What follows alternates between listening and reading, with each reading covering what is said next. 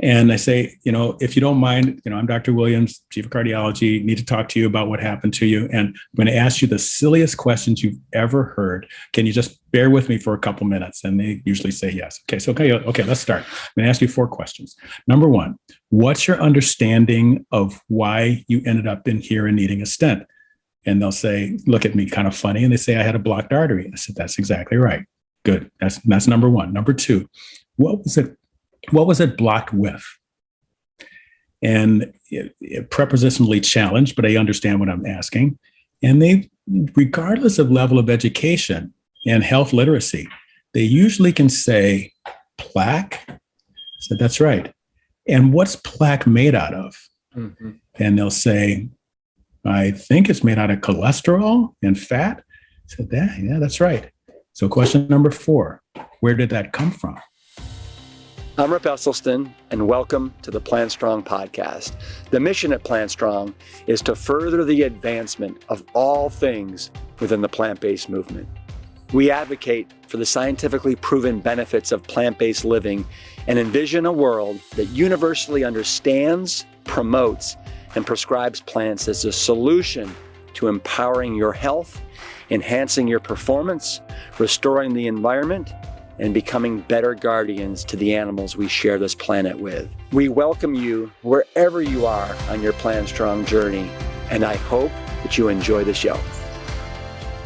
All right, my cruciferous cousins, happy 2022. Incredible, but yet here we are. And man, here we go into the unknown, into the wild. I sincerely hope that 2022 is a vast departure from 2020 and 2021. And I think we can all toast a nice heaping serving of perfectly cooked kale to that effect. We are beginning our 4th year of the Plant Strong podcast. Hard to believe, but I'm proud to say that in just 3 short years, we have reached over 4 million downloads because of you. So thank you, each and every one of you, for sharing, reviewing, and listening on a weekly basis. We've had some really special, awe-inspiring episodes in the past 3 years, and I want you to know we're just getting started. This whole Plant Strong revolution is afoot, and it is so beautiful to watch it unfold. We've already got a fantastic lineup of guests slated for 2022, starting with my guest today, Dr. Kim Williams. Now, I'm going to start out with a powerful quote from Kim that you may or may not have heard before. It is all over the internet. But he likes to say, there are 2 kinds of cardiologists, those who are vegan and those who have yet to read the data.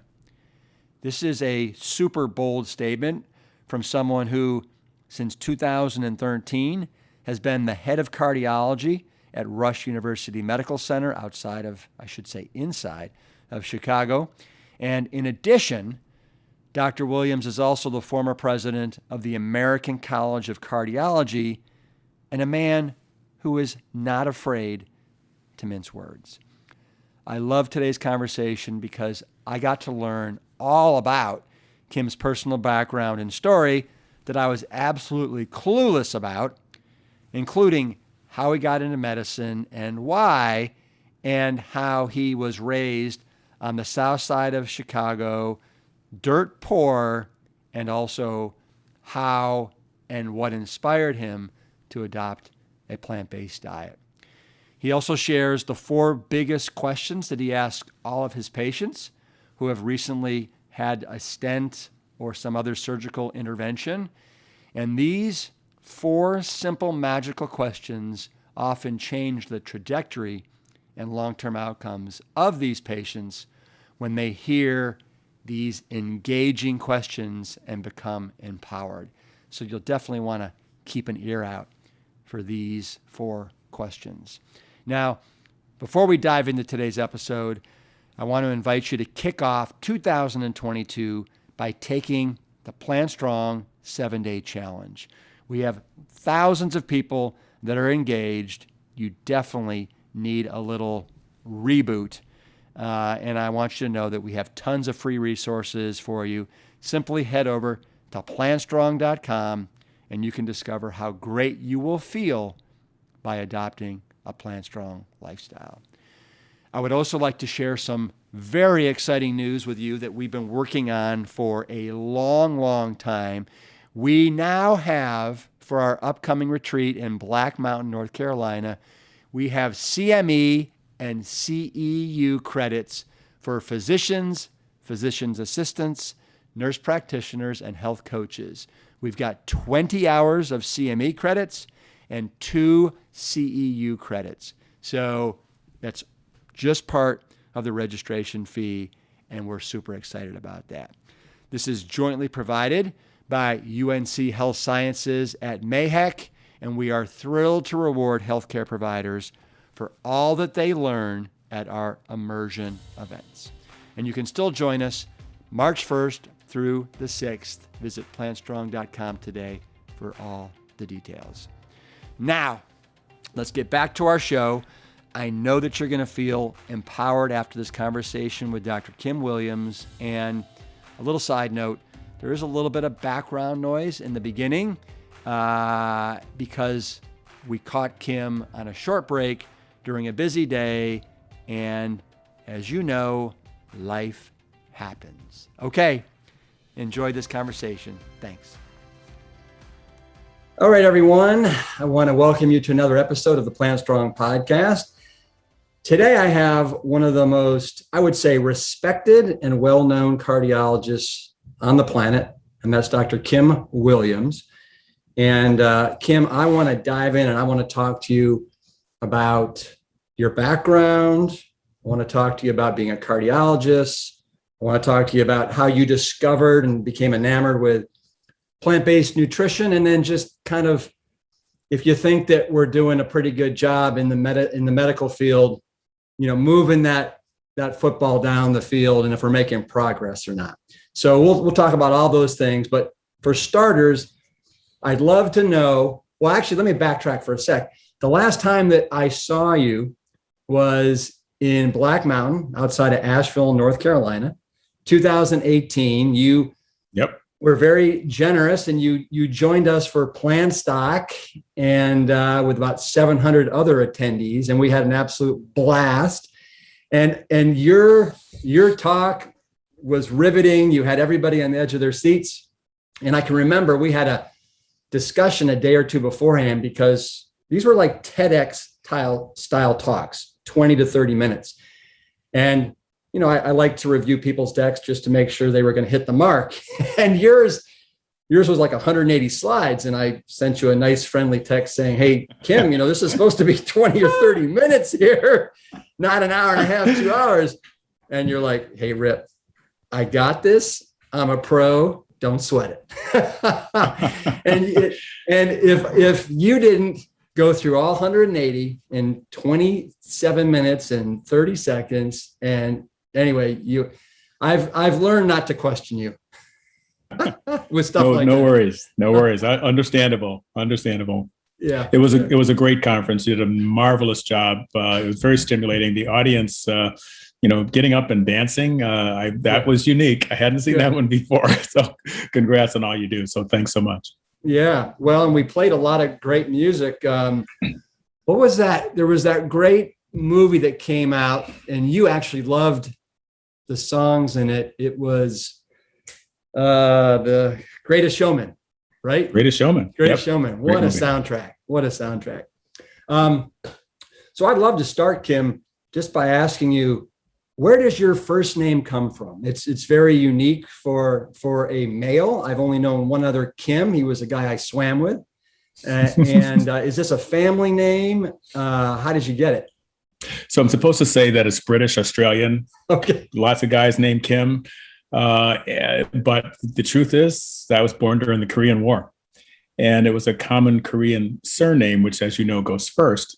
And therefore, my mom, as a South Korean sympathizer, named me Kim. So how about that? Little known fact. Yeah. So how did you feel about your name growing up? Were you like, yeah, I mean, or did you get bullied at all, or did you have to defend it? Totally bullied. But the worst part of being bullied on the south side of Chicago was being promoted. So I had like a few days of second grade. Yeah. And I already had that November birthday starting in September. So the next thing you know, I'm 2 years younger than everybody else named Kim. Well, you know what? Yeah. Makes you tougher. Yes. And so there's actually a science around it now. It talks about the resilience gene. So, the bullying and all of the adverse, circumstances of growing up, single parent home, getting sick, being in a hospital, all that stuff, it can break people or it can actually make you a whole lot stronger. And there actually is a phenotype of the resilience gene that gets induced in certain people. And so I think I'm one of those. It seems to be. So I actually appreciate all of the difficulties and hardships that I had growing up. Well, it's obviously served you well as a vegan cardiologist. That's right? Holy Toledo. So is that fair to say, I'd love to know a little bit about your background. So did you grow up with a single family parent? And I actually, I credit air quotes, big air quotes, my dad, who I, really got to meet when I was 10 going on 11. And I'm on the south side of Chicago, not many resources, not a lot of food but struggling in many ways. But he was the guy who promised me that he would get me a winter coat. Okay. My birthday is November 10th. November in Chicago, pretty cold.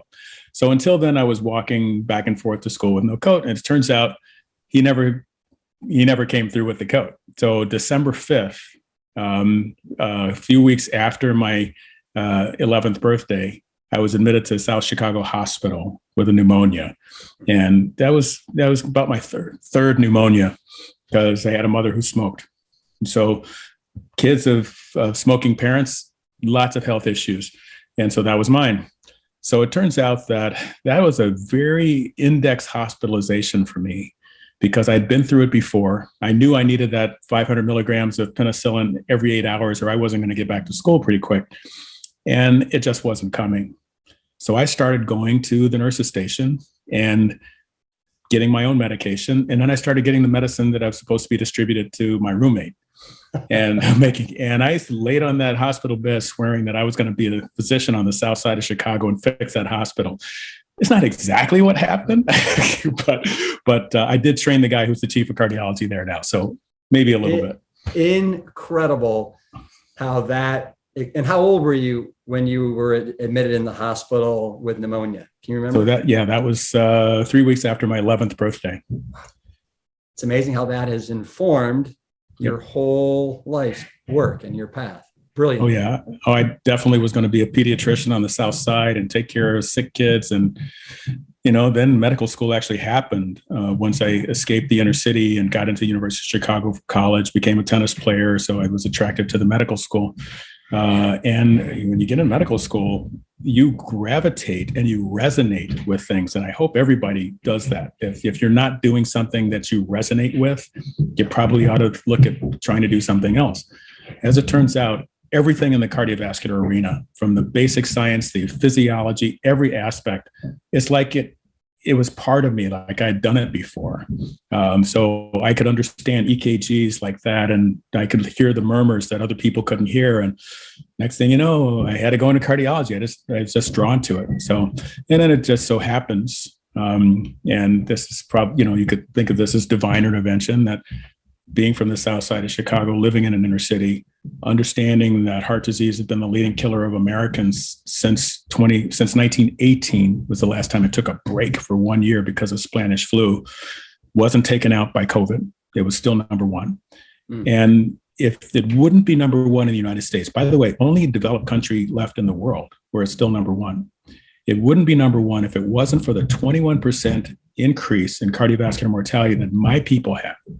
The African American population is worse than everybody else. If we could just get it down to the terrible rate that everybody else has, it wouldn't be number one anymore in the United States. And so I've been on a mission to try and fix that. And it's it's good to interact with the community, churches, tennis tournaments a few weeks ago on the south side of Chicago, getting into the dental offices, anywhere where we can meet people, measure blood pressure, measure risk factors, and try to get people to understand that they can make a difference, that their diseases are terrible, but they're all voluntary, pretty much, as your family has very well documented. Yes.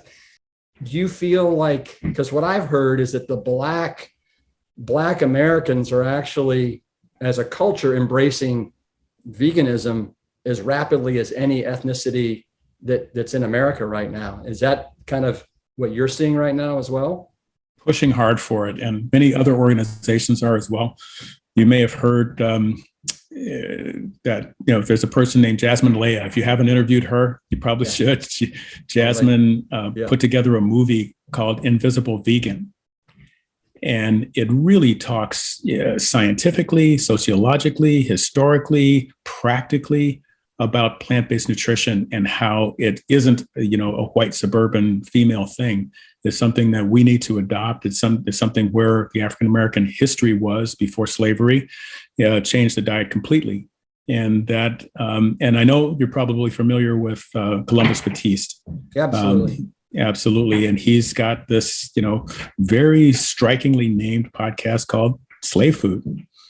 And Jasmine Leah talks about the slave food. And if we could just get everyone to realize where that comes from and how deleterious it is. And, if you're a slave and your life expectancy is 40, 45 years, you're never going to reap the cardiovascular disaster that we do now, from kidney disease, brain health, heart attacks, heart failure, all of it due to diet. I am awestruck at kind of so far, because I didn't know any of this as far as your story. And, it helps me to understand what drives you. It helps me understand, what a leader that you've become in this field. But could you share with our audience, when exactly did you become enamored with plant-based nutrition? And I'd love for you to actually talk a little bit about how Dr. Tazewell Banks influenced your decision as well, because I think that's an important part. Fantastic. And love to talk about Tazewell, but let me go back even further. Yeah. So part of my food insecurity of being in a single home was when my mom, who had a steady job as a secretary, decided that she was going to just throw the dice and go back to school. That meant we went from poor to destitute, in terms of income. But it set up an idea for the family. I then went to college. My sister later in life, ended up whom you met because she was in Nashville. Yeah. She actually got a master's degree, et cetera. So it set up a pattern that's been continued through the generations.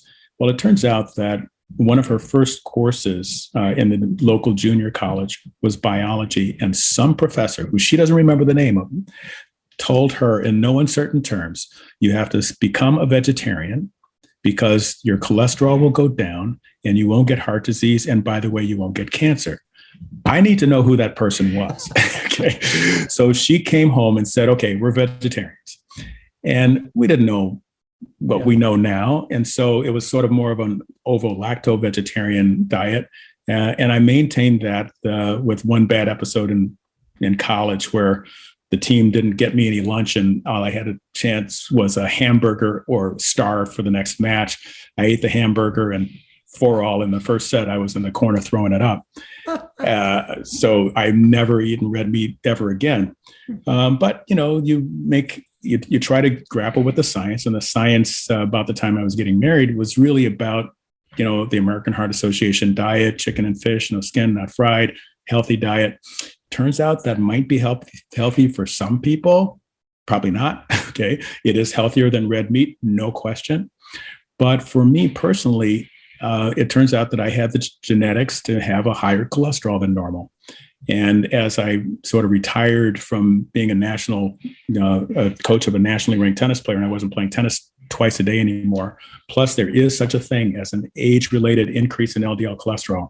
Put those two things together, and all of a sudden my LDL wasn't 105, 110. It was all of a sudden 170. And that is when I remembered Tazewell Banks. So he had been one of the leaders in the Association of Black Cardiologists, as had I. And at that point, he was trying to influence the scientific meetings put on by the ABC to have more plant-based stuff. And, he actually had some success and then a lot of pushback. I remember some very comical, loud pushback that he took. And it turns out that, but those were really important lessons for me. So that's the first thing I did when I found out about the LDL is I immediately changed the diet.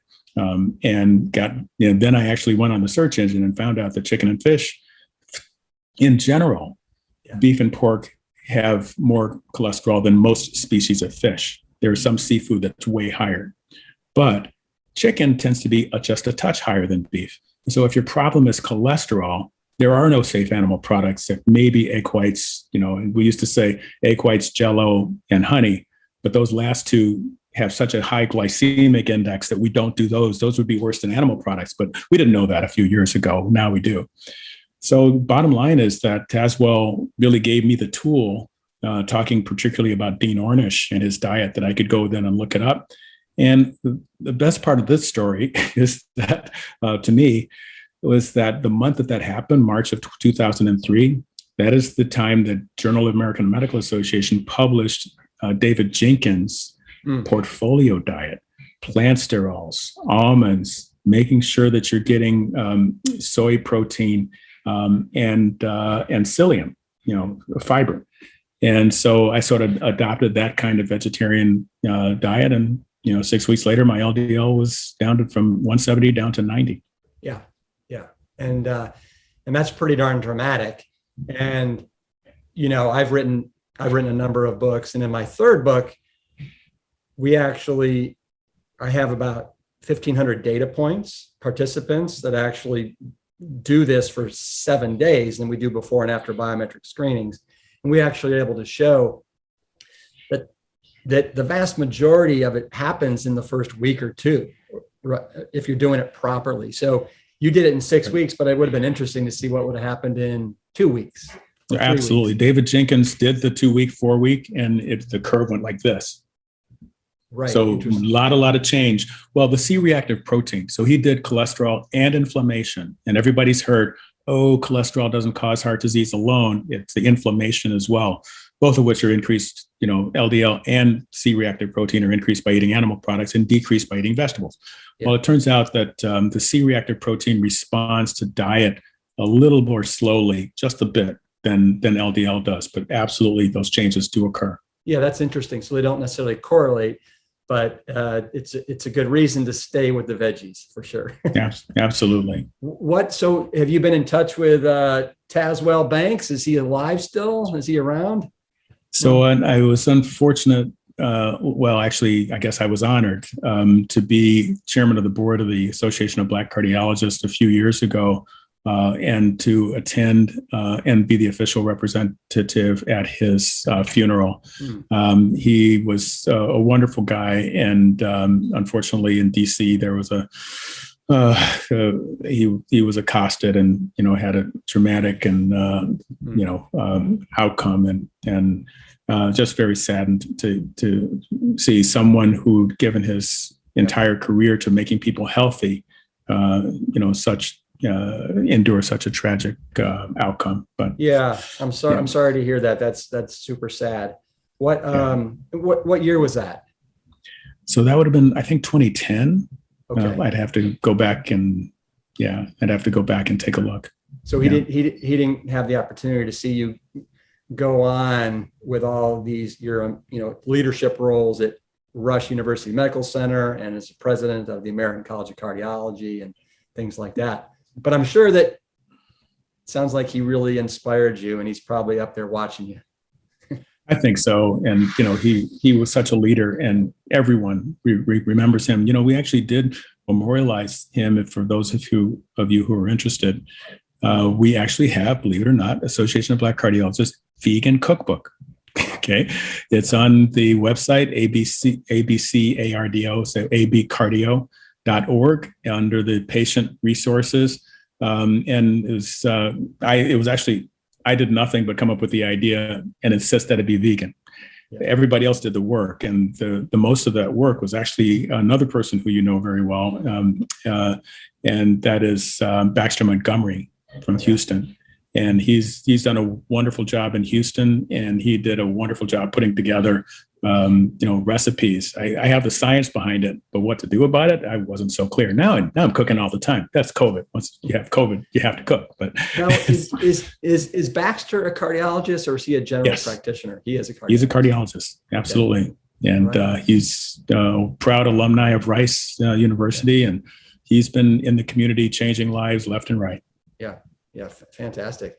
So you've been at the helm at Rush University Medical Center, the helm of cardiology, since 2013. How has the department changed under your leadership? Well, there really is a lot more in terms of prevention. As you know, most university cardiologists have some idea about prevention, and many of the private practices are just nose to the grindstone, trying to get everyone taken care of without a lot of attention to the prevention side. And, it could be time limitations. It could be training. We have this very famous publication saying that 1% of cardiologists feel like they had adequate nutrition training, and the rest of us are just out there. Well, it turns out that we've adopted a lot of that prevention mode at Rush, and we still do interventions, and very successful program, a lot of programmatic growth, and a lot of our plant-based nutrition efforts actually turn into interventions, because people come trying to figure out how to, if they can just avoid the intervention, but not everybody can. I have certainly some who are able to, follow an Esselstyn diet, try to get some plaque regression. And for those who need a jump start, we can actually do stenting. If I can say that something that's unique about our program is that we really struggle on one side with traditional medication and stenting, stress testing, all of this classical cardiology, not focusing on nutrition. Now it's in our guidelines. In 2017, a little bit for hypertension, then 2018 for cholesterol, and then 2019, it's really in there that people should be improving their nutrition, avoiding cholesterol. When you say avoid cholesterol in the guideline, that essentially translates, as to being a vegetarian, because that's the only way to avoid. And so, but decreasing sodium, decreasing saturated fat. These are all principles of the American College of Cardiology and the American Heart Association. So a big transition now for those guidelines. So we're trying to edge our way into practice. So they say it takes 17 years for guidelines to get into practice. We don't have 17 years. We need to do this now. And I have the other side, a lot of plant-based nutrition people who want to improve outcomes of patients, and they can, but you'll hear of these occasional bad outcomes. Well, that's because those folks weren't taking advantage of what the other side has to offer. And it's not usually stents and bypass surgeries. It's usually statins. And so many people have heard bad things about statins. And, there are people fairly frequently who have bad outcomes with statins in terms of muscle soreness, bad outcomes in terms of like the liver failure and stuff like that. That doesn't happen so much. But people want to avoid medications. I understand that. And I tell them, all you need is a time machine. Go back 20 years. Okay. Change to a plant-based diet then. You don't have all this plaque. You won't need the medication. But once you have significant disease, the two work hand in hand. And so if I could get both sides to recognize the strength of the other side, and that's pretty much what we do at Rush. Mm-hmm. So a couple of follow-up questions on what you just said there. So is it fair to say then So you're a fan of statins, I guess, when it makes sense. So let's say I don't have any outward signs of heart disease, but I've got a total cholesterol of 235. What would you recommend that I do? So first of all, we actually have, and I'm hoping everybody can download it. It's the ACC AHA risk calculator.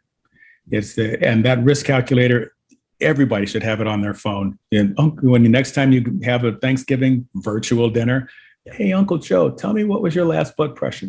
And how old are you now? And, and put all the numbers in. Okay. And it'll tell you what the 10-year risk of having a heart attack, stroke, or death is. If that risk is more than 7.5%, that's about the point where a statin is generally beneficial. But we don't do that. That's not in our guidelines, just because, it was in 2013, but now our guidelines have morphed to do lifestyle first. Let's see what happens with an exercise program, losing some weight, changing your diet, plant-based as much as you can. Okay. And once you do that, remeasure everything. The LDL will have gone down, the blood pressure will go down, the risk will have dropped substantially. We did this as a 5-week vegan intervention on the south side of Chicago in a church. It happened to be Obama's old church. And we saw a 19% decrease in cardiovascular risk using the risk calculator. And so that, if you bring it down 19%, you may not need a statin at that point. So it used to be that we gave it for high cholesterol, not anymore. Now we give it for risk. And so there are plenty of people with high cholesterol, and they happen to be, 42 years old, Caucasian rather than African American, female instead of male, all the things that increase your risk. And if that's the case, their risk is low enough that they don't need a statin. Yeah. Then you have some people whose cholesterol is normal, but they have such a high risk profile because they're 77 years old and, have a little high blood pressure, and the moderate cholesterol isn't good for them. And then we do use statins. So everything changed a few years ago where we use it for risk, for disease and risk, not necessarily for cholesterol alone. Yeah. How many cardiologists do you have in your department? So if I include all of my advanced practitioners, it's about 53 and growing. And so tell me this, is 53, where does that put you in the United States as far as the size of your cardiology department? Oh gosh, that's a really good question.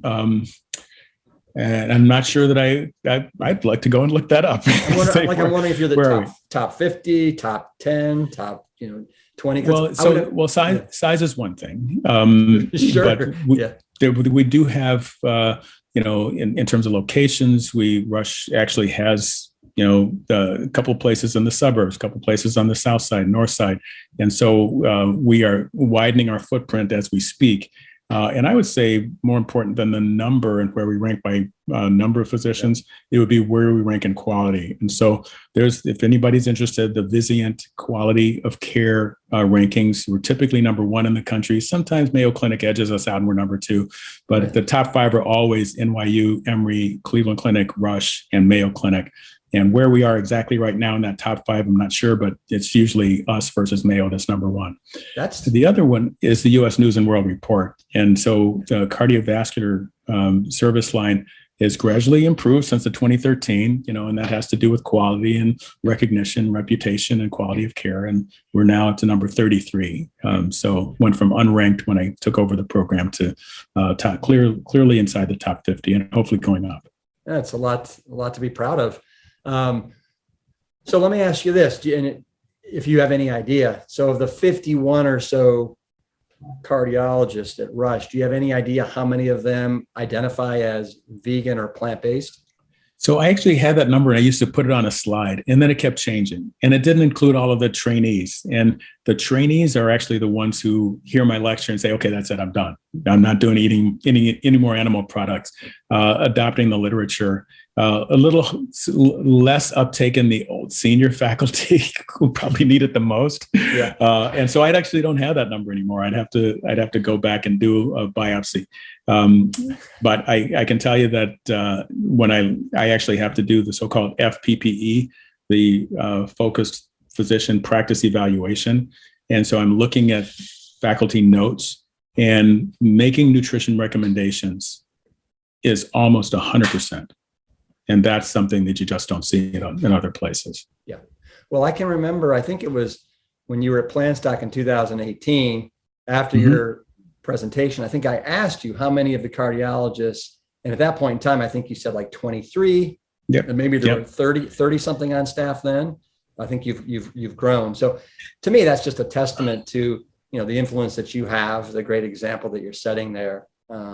So thank you. I hope, well, I mean, it's a very deep topic, Rip, but that many people are not aware of. But physicians have the number one spot in the country in suicide. And then there's depression, and then there's divorce, and then there's drugs. And it's not all cardiology, but it's everywhere. And a healthy lifestyle can really help protect against burnout. And so every time I'm talking about a healthful approach to living, and with predominantly diet and exercise, and you see me in my tennis gear right now, I'm hoping that we can be the division that avoids the burnout. And it's also being able to talk to people. It's really, and know that you have each other's back. And if we do that, this whole issue of burnout, worsened by COVID, but it was there before and it'll be there long after, something that we will continue to deal with. Yeah. So you were the president of the American College of Cardiology, 2015 to 16. You've been a fellow there for a while. Any big takeaways from your year at the Reign there, and the direction that this, because there's in my opinion, correct me if I'm wrong, there's two big heart associations organizations in America. It's the American Heart Association and the ACC. And do you feel like, these two organizations are moving in the right direction with plant-based as kind of the holy grail for treating and potentially reversing heart disease? I feel like we are. I mean, as I mentioned, our guidelines are much more evidence-based in terms of lifestyle change, adopting lifestyle change, and talking about the mechanism of getting people to do a lifestyle change than it was before. We don't have industry relationships at the ACC anymore. We got rid of them years ago. I do hear from my colleagues that the American Heart Association has still got a lot of support from organizations that don't fit our guidelines.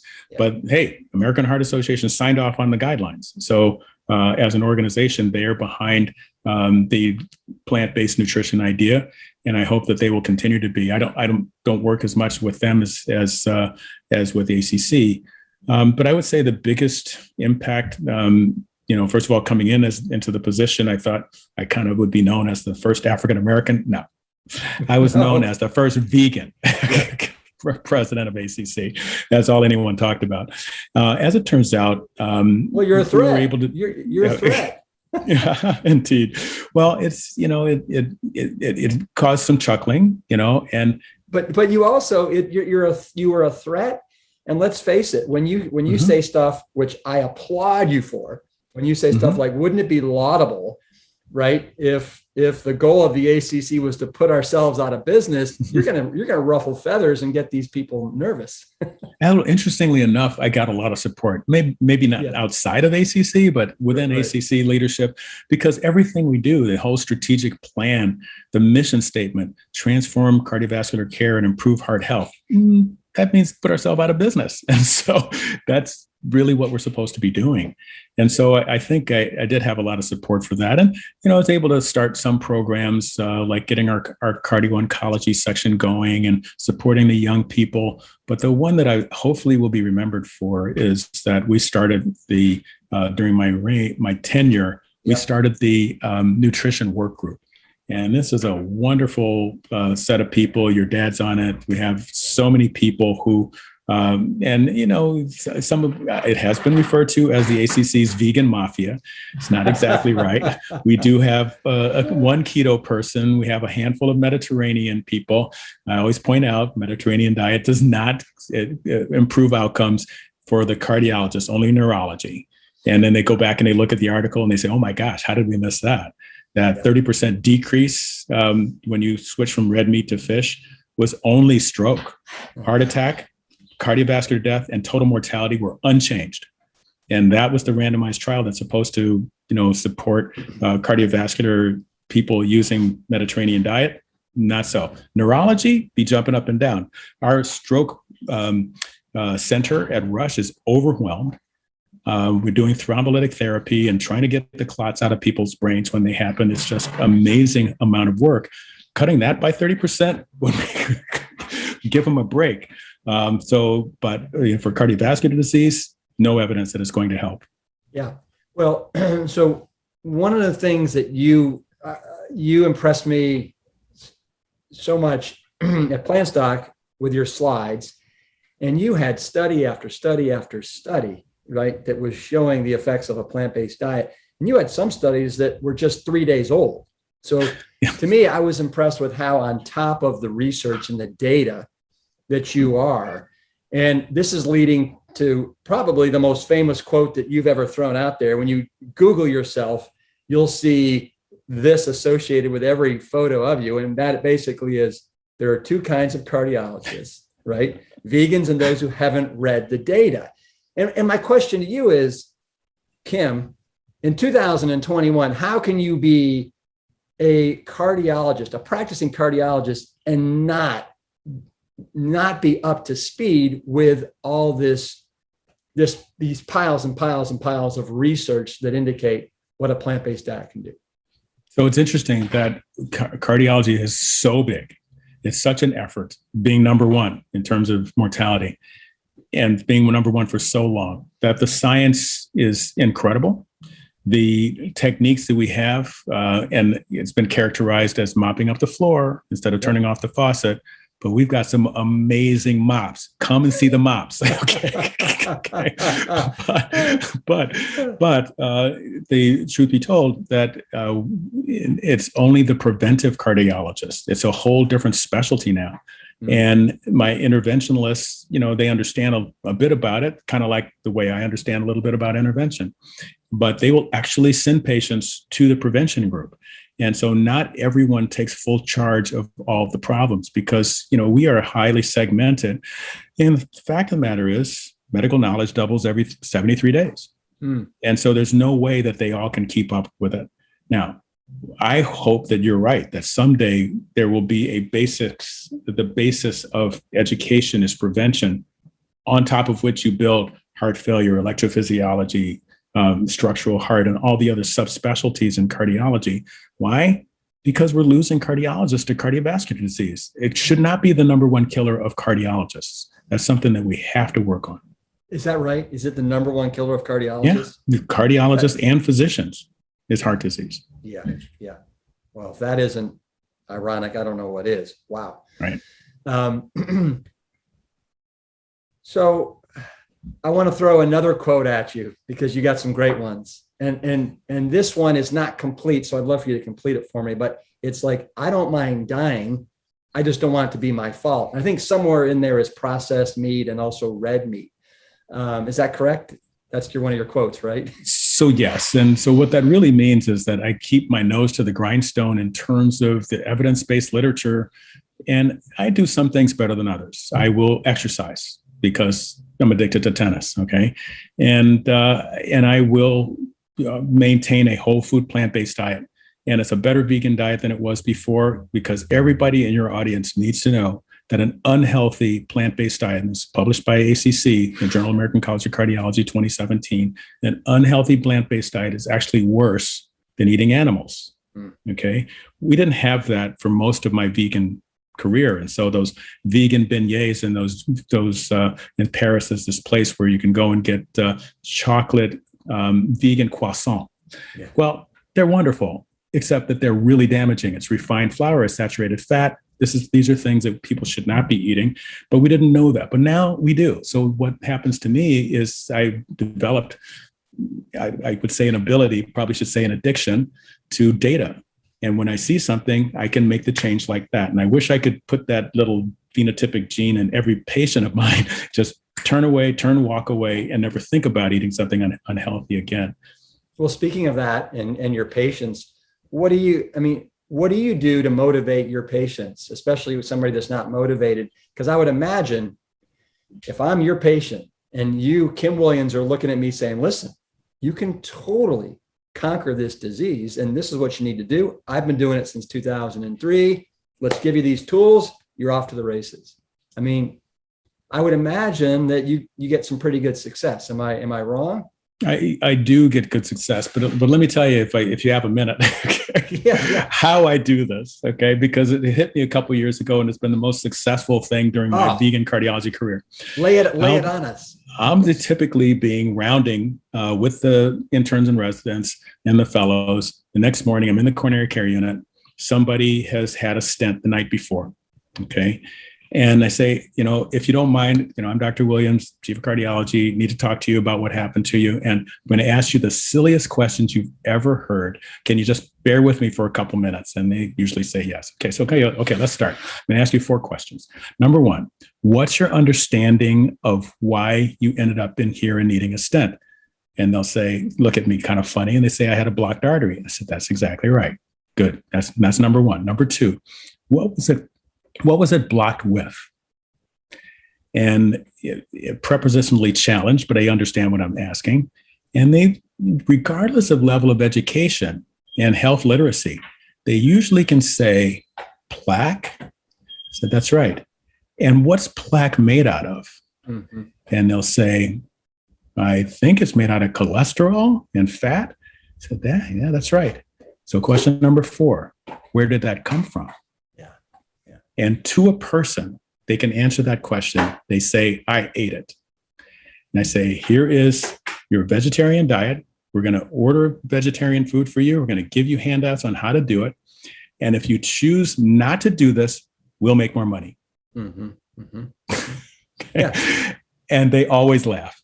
And it really does capture them. Yeah. And if you give them the tools, you give them the time, people will make a change. Well, when did you first start using that method to talk to your patients? I remember it was January of 2019. The whole idea of motivational interviewing and if I tell them the answer to those 4 questions, they're partly listening, they're partly absorbing, they're partly traumatized by what they just went through and facing their own mortality.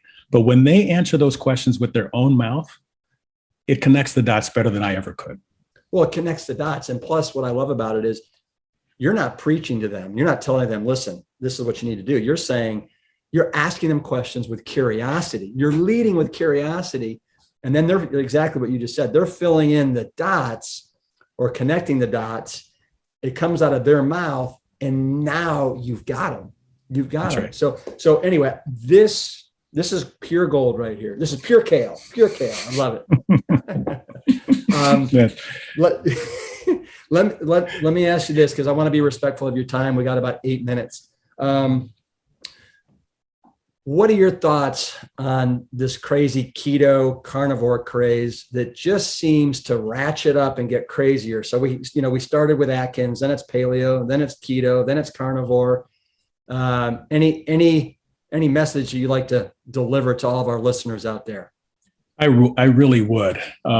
So I used to tell people, all you need to do is put in your search engine 2 words, keto and mortality.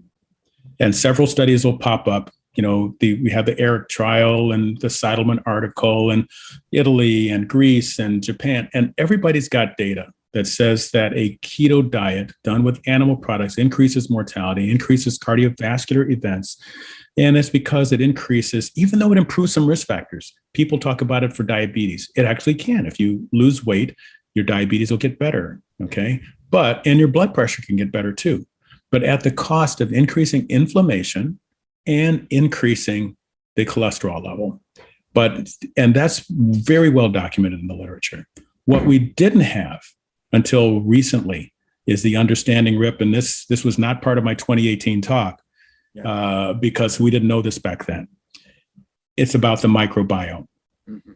And if I could just spend a moment bringing your audience up to so I say, don't put in your search engine keto mortality, put in microbiome. and eating animal products versus vegetable products. And it turns out, I did talk at your conference about TMAO, trimethylamine N oxide, not texting my ass off, but TMAO, yes. Exactly. There you go. And as it turns out, trimethylamine N oxide comes from having a bad microbiome.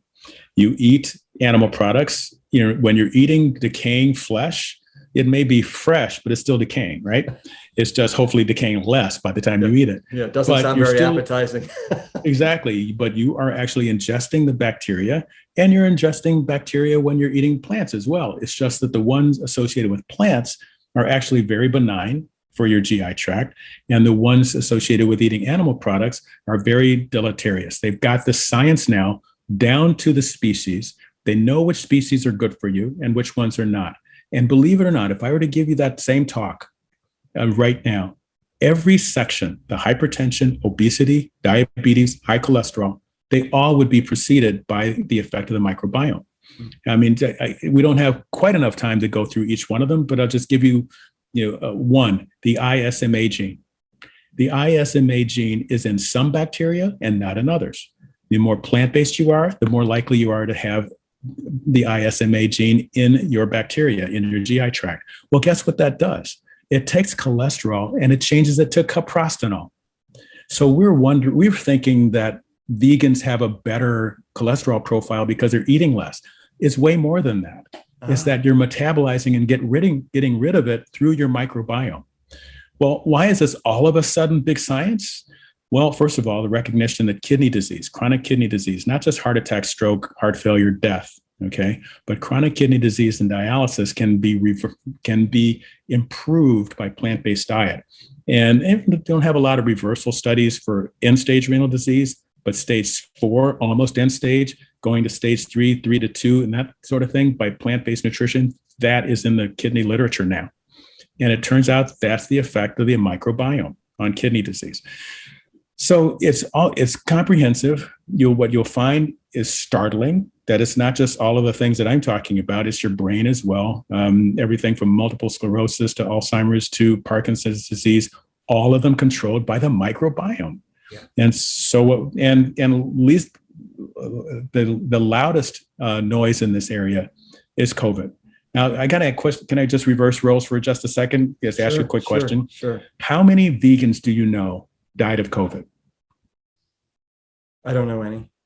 I don't know any either. And it turns out this was published a few weeks ago, that there was a 73% reduction in severity of moderate to severe illness with in COVID. If you were doing a plant-based diet, if you're doing a keto diet, it was dramatically increased. Pesco-vegetarian was somewhere close to the vegan, but not quite as good.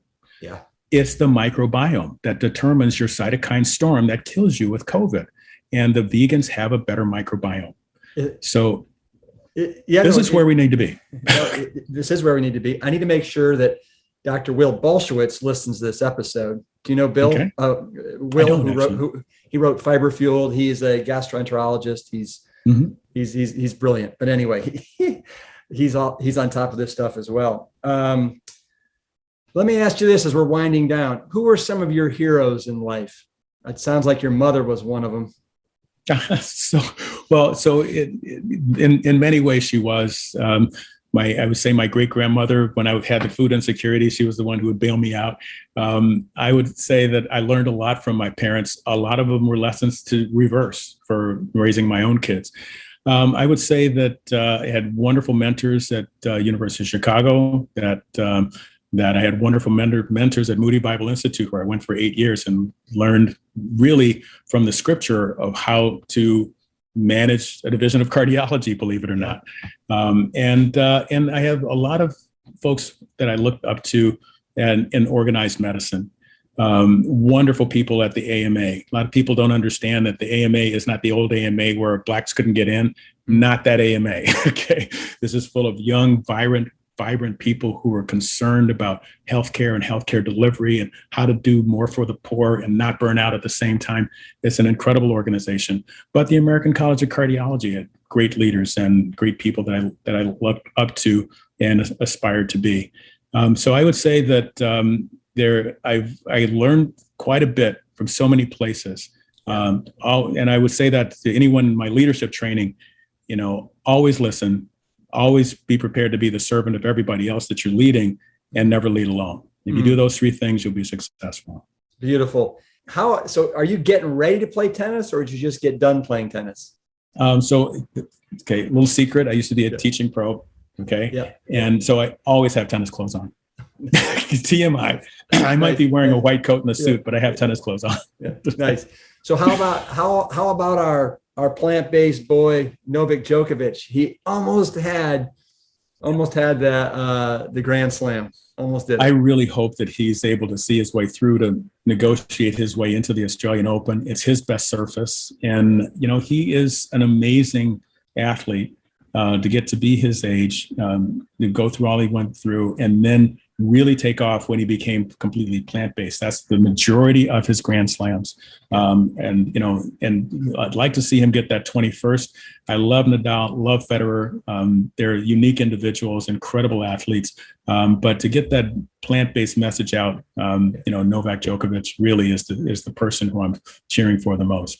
Yes. Well, I got one last question for you, Kim, and then I'm going to let you skate off. And that is, you're a busy guy. How do you make this plant-based vegan lifestyle work as far as breakfast, lunch, dinner? You're making rounds, you're seeing patients. I just love to end with that. I used to do a lot of delivery. There are some really wonderful whole food plant-based delivery services. And then COVID happened, and I ended up doing a lot of cooking and just ordering stuff and spending more time. I still don't use recipes. I just throw things in there as, sort of a gut feeling. And that there's a way in which that's very natural, and let your body tell you what it wants. So I pretty much do that. And I go from there. And so I have some things that are fast that I can just, heat up for a moment and then run off to clinic, and always carry. So I know that the Esselstyn diet doesn't have a lot of nuts and seeds, but there's some of people, and that's because most of the patients are overweight. But there are some of us who are really thin, and so the nuts provide really good nutrition. So I have always a bag of something in my computer bag. And do as much as I can to do that whole food plant-based diet, because I tease the vegans who are not doing whole food plant-based that an unhealthy plant-based diet, now that we have the data, I say it's really good for the planet. Animal rights are taken care of, no animal cruelty, and it kills humans. Yeah. Yes. Whole food, plant-based. Absolutely. Kim, you're a beautiful man. You are gentle, you're humble, and you are, like you said, you've been a servant and an amazing leader. And I appreciate everything you're doing and the example that you're setting. Thank you for joining us today. Well, I'm trying to hold up a mirror because you really should be talking about yourself, Rip. I really appreciate that. And I'm glad that you have the immediate impact that you have and everything that you're doing. So sally forth and continue. Yeah. Thank you. All right. Plant strong. Take care. Thank you. Right. Bye-bye. Thank you, Dr. Kim Williams, for being an outspoken advocate and example of what the future of medicine can look like. Prevention and education starts with people like you, and we are grateful that you heeded the call to become a doctor at the paltry age of 11. You were truly made for medicine. Now, before I go, I want to stress one thing that Dr. Williams said in this interview that I believe bears repeating. There is new research showing that the highly processed, plant-based foods that we see everywhere now littering the store shelves is less healthy and potentially more harmful to your health than animal foods. So, once again, I want to stress our Plant Strong goal of eating a whole food, plant-based diet, one that is chock full of all kinds of legumes, which are beans, peas, and lentils, green leafy vegetables, the rock stars, whole intact grains, all kinds of wonderful, colorful, magnificent fruits, and of course the wide world of vegetables that are out there, and limited amounts of nuts and seeds. For resources on today's episode and all of our programs at Plant Strong, simply visit the episode page at plantstrongpodcast.com. Thanks so much for listening, and here is to a stellar, healthy 2022.